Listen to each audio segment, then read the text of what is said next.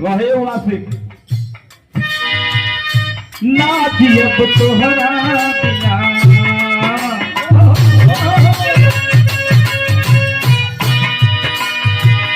नाची अब तोहरा बिना आजे बुझाई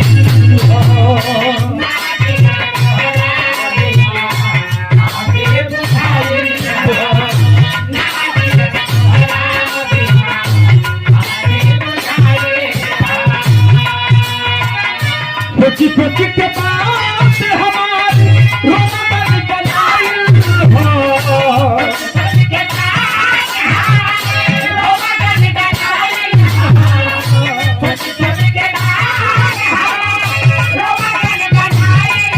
स्वर्गीय बाबूजी के फुलवारी के फूल बड़ा प्यार बड़ा स्नेह मिलता है। जब हम विधान सीखत रही तब से आज तक ऐतिहासिक धरती छपरा की धरती का कोई जवाब नहीं है। यहाँ खड़खड़ हमारा गुरु है।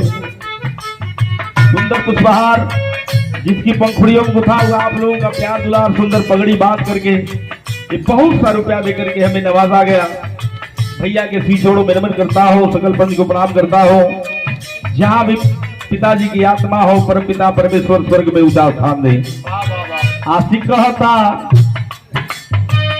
ना जी अब तोहरा बिना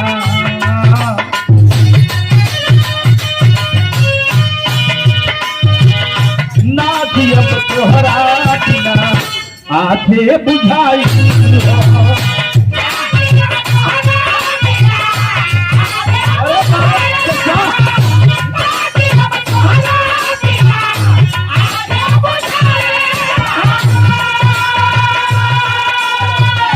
सोची सोची के बात हमारी रोमन गलाई हो